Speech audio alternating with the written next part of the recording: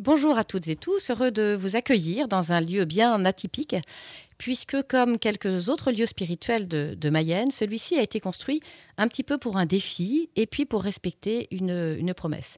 Nous avons donc fait une pause dans le sud Mayenne, juste à côté de Château-Gontier, pour être précis, à la chapelle Saint-Joseph déjeuner. Benoît Guillet, bonjour. Vous nous accueillez dans votre chapelle. Alors je ne sais pas si le terme est juste de dire votre chapelle. Nous sommes à Château-Gontier, dans le haut de Château-Gontier, et devant cette grande chapelle, tout en haut, il y a un grand Saint-Joseph, et nous sommes chez vous. Est-ce que vous pouvez nous expliquer un petit peu comment se fait-il que nous ne sommes pas dans une paroisse, nous sommes chez vous, dans cette chapelle de Saint-Joseph déjeuner, et il y a l'histoire de la chapelle elle-même, sa construction, et puis l'histoire de votre famille qui est intimement liée à cette chapelle. Bonjour Béatrice. Alors d'abord, c'est pas ma chapelle, c'est celle de Saint-Joseph, évidemment.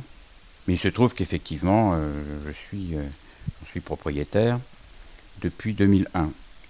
Mais c'était une vieille histoire parce que elle m'est revenue. Elle est revenue dans la famille après que mon grand-père, bien après mon grand-père, qu'il l'a racheté aux enchères en 1913. À sa mort, ses enfants l'ont donné à l'association diocésaine, donc en 1964 exactement, et en 2001, une petite sœur de mon père m'appelle en disant la chapelle va être mise à nouveau aux enchères, va être vendue, catastrophe. C'est là que j'ai découvert que c'était la chapelle de la famille, et je me suis porté candidat, et ça a été très facile puisqu'il y avait il y avait une clause de retour dans la donation, et en cas de difficulté, en cas de disparition ou d'impossibilité de l'association diocésaine à maintenir, à conserver la chapelle, elle revenait de droit à la famille. Donc voilà, c'est comme ça que ça s'est fait. Parce qu'en 1913, on vendait des biens comme ça aux enchères, parce que quelle est l'histoire exactement? Enfin, comment a-t-elle été construite? Alors, on va reprendre depuis le début. 1870, donc c'est l'invasion par la Prusse de la France. Et il y a deux histoires en Mayenne. Il y en a une très importante et une autre moindre, c'est la nôtre. Il y a Pontmain, évidemment. Et ben voilà, 1871 exactement. Les Prussiens font demi-tour le jour de l'apparition de la Sainte Vierge à Pontmain. Et de l'autre côté, dans le sud de la Mayenne, un pauvre soldat rescapé de la guerre, vraiment mal en point, promet que s'il se retape, il construira un petit oratoire en l'honneur de Saint-Joseph. C'est ce qui était arrivé, il se retape et donc il cherche un endroit pour installer son oratoire, et il finit par trouver ce champ des Genêts qui appartenait au chanoine Gagnier, donc qui était un frère de Saint-Jean, frère des écoles chrétiennes à Saint-Jean, le Château-Gontier, et qui avait acheté ce champ comme terrain de jeu pour les enfants de l'école.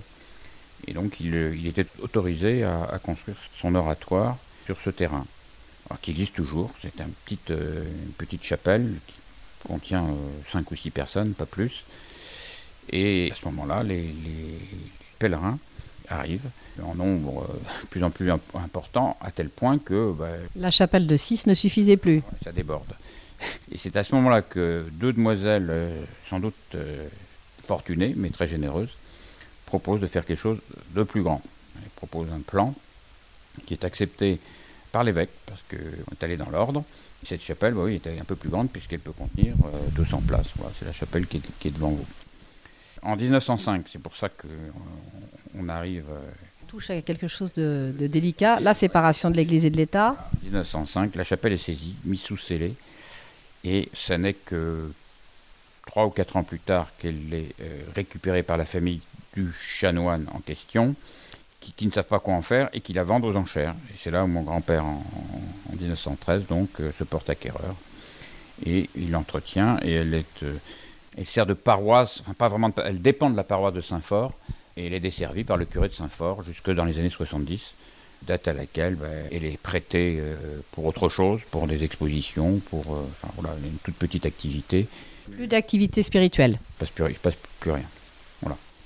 Donc en 2001, l'association diocésaine décide de céder cette chapelle qu'elle ne peut plus entretenir, et je la récupère à ce moment-là. Alors, qu'est-ce qui se passe dans votre tête, Benoît Guillier? Vous recevez une chapelle, voilà, vous avez une chapelle et voilà, à part aller tondre la pelouse autour, qu'est-ce qu'on fait d'une chapelle qui n'est pas une église paroissiale, qui ne fait pas partie de la paroisse, qui est un peu isolée dans son petit coin de Château-Gontier?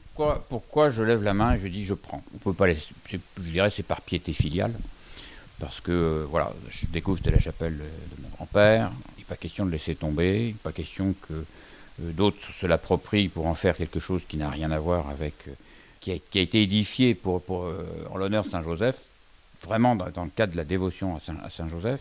Vous ne vouliez pas qu'elle soit détournée de son sens premier? Il fallait lui redonner son sens, enfin son objet. Et à l'époque, mais j'avais pas plus d'idées. Pas plus d'idées, et puis il y a quand même il y a du lourd, il y a une architecture, il y a un patrimoine immobilier qui va se détériorer dans le temps. Alors à l'époque, c'est encore le cas, elle était plutôt bien entretenue. Hein. Elle n'a pas menacé ruine, hein, cette chapelle. Mais avec le temps, je prends l'exemple de la toiture d'époque, hein, elle va avoir 140 ans, malgré les réparations à peu près régulières, l'entretien à peu près régulier, il y a un moment où effectivement l'entretien ne suffit plus et il faut songer carrément à la restauration.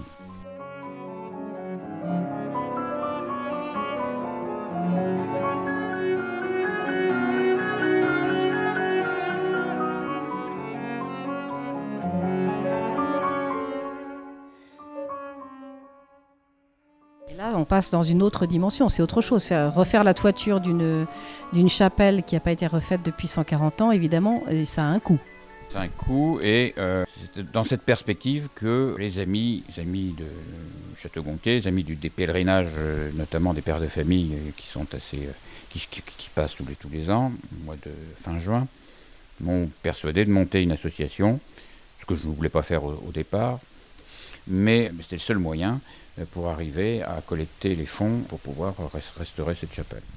Et qu'elle revienne à sa destination première, en particulier à la dévotion de Saint-Joseph, qui est en Mayenne très présente. Alors oui, on a des Saint-Joseph un peu partout en Mayenne, hein. Saint-Joseph des Champs, Saint-Joseph à Mayenne, et ici on a une chapelle Saint-Joseph en ville, et chapelle Saint-Joseph pas loin d'ici à Chemazé, qui était en très mauvais état et pour lequel une famille s'est également chargée de sa restauration.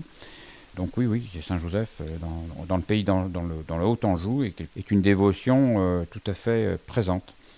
Présente chez vous aussi? Vous y êtes venu parce que vous avez récupéré cette chapelle? Honnêtement, oui. Je n'ai pas une dévotion particulière à Saint-Joseph. Ordinaire, voilà, ordinaire. Mais quand on a la responsabilité d'une chapelle comme celle-là, on organise un certain nombre de choses, quand même, les pèlerinages des pères de famille, les chapelets pour les malades, et qu'on se retrouve devant Saint-Joseph, qu'on invoque, et qu'en plus on touche du doigt les grâces dont on bénéficie, la dévotion, ça, elle prend corps, elle prend tournure. Donc aujourd'hui, oui, je suis une grande dévotion à Saint-Joseph. Un peu dans l'esprit de... On ne peut pas oublier ça, hein, le jour de l'inauguration de la chapelle, en 1885, il y avait 3000 personnes assistées à l'inauguration, la bénédiction de la chapelle. C'était la moitié de la population de la ville. Donc oui, c'est vraiment passé quelque chose. Ça a continué. Quand on voit les ex-voto qui tapissent les murs, quand on voit aussi le récit de grandes grâces qui sont arrivées, alors il n'y a pas de... C'est pas lourd, hein, il n'y a pas de procès pour les guérisons, etc. Mais il y a des témoignages très très sérieux d'enfants estropiés qui sont repartis, qui sont arrivés sur leur chaise roulante et repartis en courant. Il y a au moins deux ou trois exemples. De faits avérés. Alors on parle d'un temps que les moins de 20 ans ne peuvent pas connaître. Est-ce que vous pensez qu'aujourd'hui la dévotion à Saint-Joseph va revenir? Alors elle revient déjà avec ce pèlerinage des pères de famille qui termine à Saint-Joseph. Allez, on va dire depuis 2003, effectivement, c'était les pèlerinages à Saint-Joseph, des hommes, des femmes, des messes assez régulièrement, de prêtres amis de passage. Et puis, au moment de la constitution de l'association des Amis de Saint-Joseph, on a mis le curé dans le coup, lui demandant d'être membre de droit de l'association. Et je pense que c'était un peu le point de départ. Aujourd'hui, il n'y a plus une fête de Saint-Joseph 19 mars, 1er mai, qui se fait sans messe organisée avec la paroisse. Donc la paroisse de Château-Gontier. La paroisse de Château-Gontier qui vraiment mobilise les fidèles. Et pour le 1er mai cette année, messe à la bougie, c'était parce qu'il n'y avait pas encore l'électricité, c'est plus le cas maintenant. La chapelle était comble, ce qui n'était pas arrivé depuis des années et des années. Voilà. Et c'était vraiment, les fidèles étaient là parce que Saint-Joseph, c'était pas parce que c'était la messe de la semaine qui tombait là ce jour-là. C'est vraiment, on a fait chapelle comble et c'était, pour moi, c'est des premiers signes, les premiers frémissements de quelque chose qui renaît dans la région. Et alors les gens qui sont venus, ce sont des paroissiens de Château-Gontier ou ça vient, vous faites venir des gens plus largement qui viennent du reste de la Mayenne parce que justement Saint-Joseph? Je pense que quelque chose qui est resté, hein, majoritairement c'est les gens du coin. Il y a aussi des gens de l'extérieur, de Laval. Voilà. Pour les pèlerinages, c'est plus large. Hein. J'ai des amis d'un peu partout qui viennent, mais pour les fêtes de Saint-Joseph, pour tout le concert, on a organisé un concert. Les concerts, il y a à la fois des gens qui aiment bien la musique sacrée, mais c'est surtout, les gens viennent parce que ça se passe à la chapelle et qu'ils ont envie d'y aller. Voilà. Vous avez organisé un concert ou des concerts? On est au 2e et puis je crois comprendre qu'il y a des gens qui seraient intéressés pour en organiser d'autres plus souvent dans l'année. Voilà. Ça fait partie de la vocation de l'association. C'est à la fois, on s'est engagé là-dessus, c'est à la fois développer une activité cultuelle mais également culturelle. Donc ça fait partie du jeu. Donc là, vous faites une sorte d'appel, en fait. Venez donner des concerts chez nous dans le but de restaurer cette chapelle et de restaurer ce culte à Saint-Joseph ou ça vient tout seul? Le but, c'est de restaurer la dévotion. Je vous rassure tout de suite, la recette des concerts, c'est pas ça qui permet de la restaurer. Si on peut la restaurer, c'est parce qu'on a fait un appel aux dons, à la fois aux particuliers et à la fois aux entreprises du secteur. Ça a très bien marché puisqu'on n'est pas très loin d'avoir mis dans la tirelire le montant nécessaire pour refaire à neuf la toiture.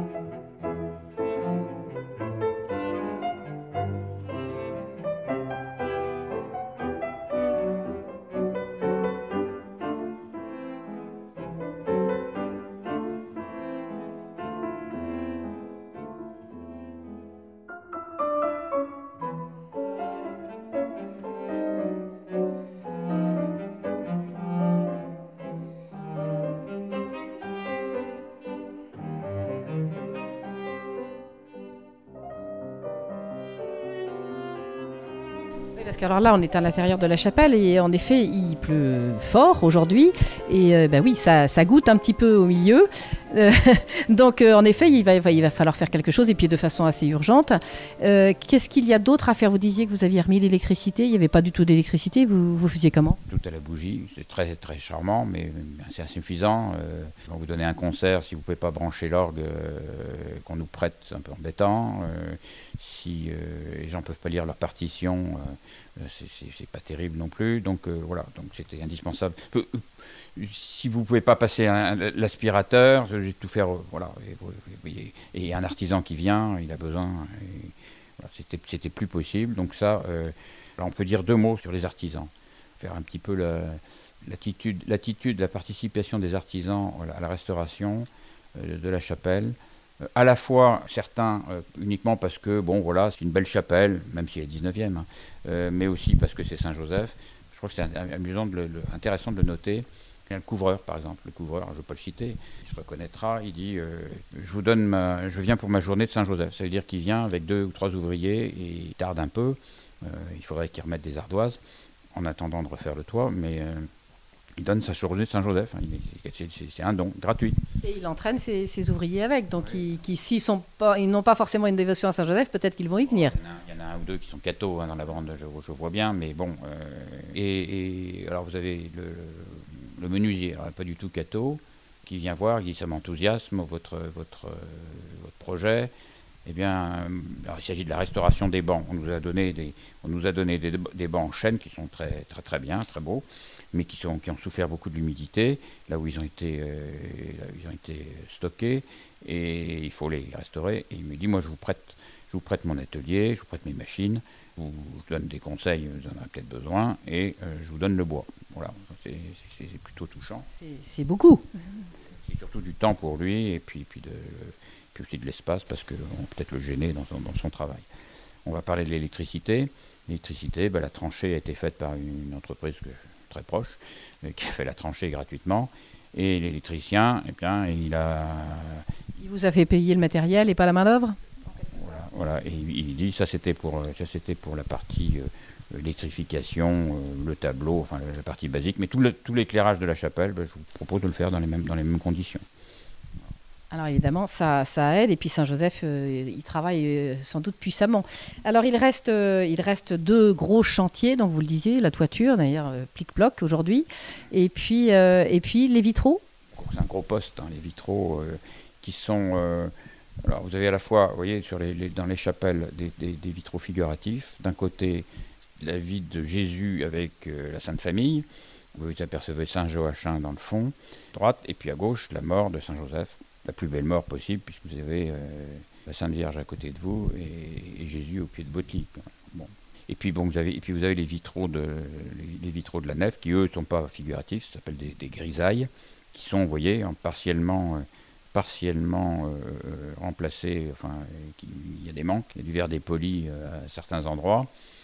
Ça, c'est des histoires. En 1944, les bombardements américains, pour faire tomber le pont de chemin de fer qui est à 500 mètres de là, ont soufflé une partie des vitraux, et donc il y a une restauration très importante à faire.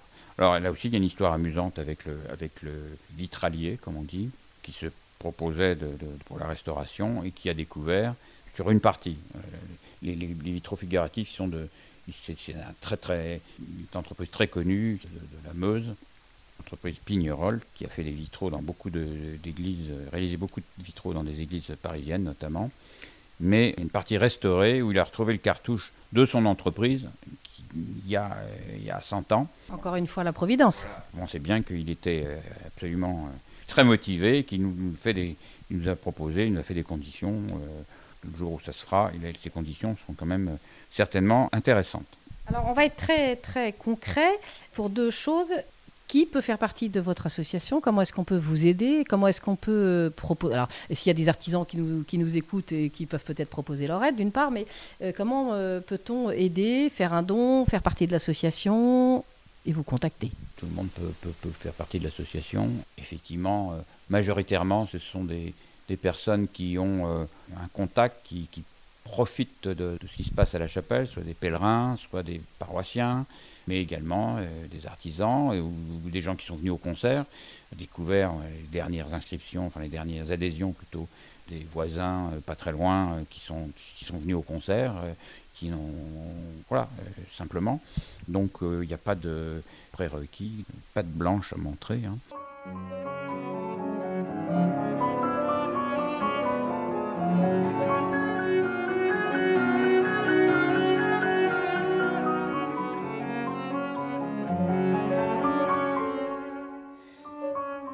Si on veut vraiment être fidèle à la vocation de cette chapelle, si vous avez je sais pas moi, des scouts qui passent par là, est-ce qu'ils peuvent vous demander d'ouvrir la chapelle pour dire une messe pendant leur camp? Est-ce qu'on peut venir célébrer un baptême dans la chapelle? Est-ce qu'on peut se marier à la chapelle? Est-ce qu'on peut demander une messe à la chapelle? Comment ça se passe? La seule condition pour mariage, baptême, c'est qu'il faut des registres.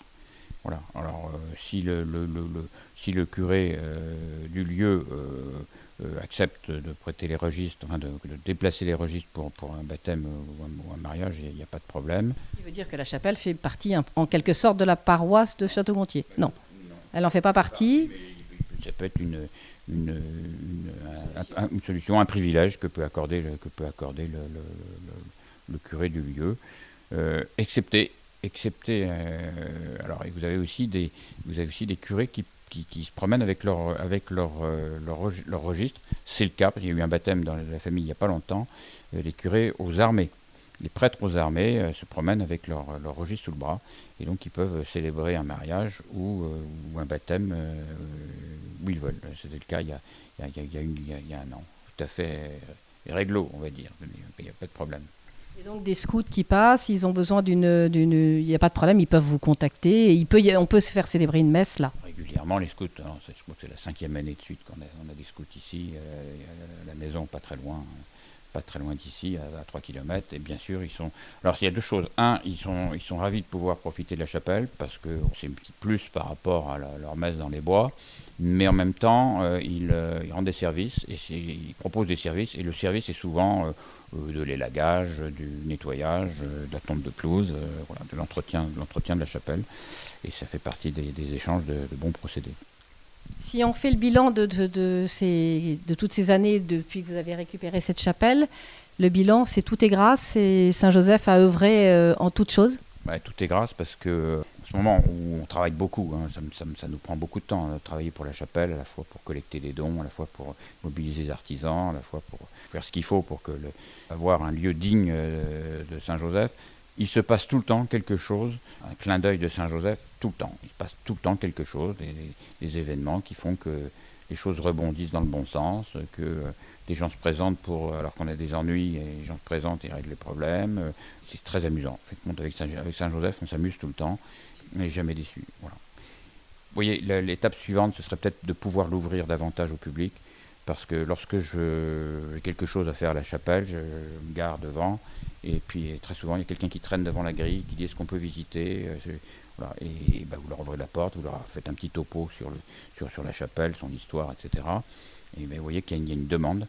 Il y a une demande, surtout qu'on a juste à côté le refuge de l'Arche qui fait, je crois, 80 000 entrées par an, et il n'y a pas de raison que sur la quantité, il n'y ait pas quelques personnes tous les jours qui dévient leur pas et qui veulent aller voir un petit peu ce qui se passe de ce côté-là et qui, pourquoi pas, rentrent dans la chapelle et soient touchés par ce Saint-Joseph qui leur tend les bras. Il faut dire qu'on le voit bien, hein, il domine la chapelle, il est tout en haut. Peut-être qu'un jour vous allez l'éclairer, il va illuminer le haut de Château-Gontier. J'en profite avec ce que vous venez de dire pour rebondir sur les questions pratiques. Où se trouve-t-elle cette chapelle? Comment on s'y rend? Vous mettez sur votre GPS refuge de l'Arche, Château-Gontier, vous y arrivez tout seul, c'est à l'entrée du refuge de l'Arche. D'ailleurs, il y a un grand parking, il n'y a pas de problème de stationnement. Ils sont très compréhensifs, et même quand c'est hors des heures d'ouverture du zoo, il suffit de les prévenir et ils nous laissent libre accès au parking. Je reviens sur Saint-Joseph, si on l'éclairait, mais à l'origine, ce Saint-Joseph, c'était de la fonte dorée. Donc, vous voyez, si on l'éclairait, ça brillerait très fort au-dessus de Château-Gontier. Ce serait magnifique. Et il y aurait pas personne ne pourrait dire, quand on leur demande, vous voyez, un Saint-Joseph qui domine Château-Gontier. Non, je ne vois pas du tout. Mais effectivement, s'il était éclairé et redoré, c'est sûr que les gens n'auraient plus d'excuses. Merci beaucoup, Benoît Guillier, de nous avoir accueillis pas dans votre chapelle, dans la chapelle de Saint-Joseph, justement. Et je vous invite, à vous qui nous écoutez, bien sûr, à passer, à venir à cette chapelle, pourquoi pas visiter, frapper à la porte quand il y a quelqu'un qui l'entretient, et puis pourquoi pas venir adhérer à cette association qui est là pour restaurer cette chapelle, mais surtout pour restaurer cette magnifique dévotion.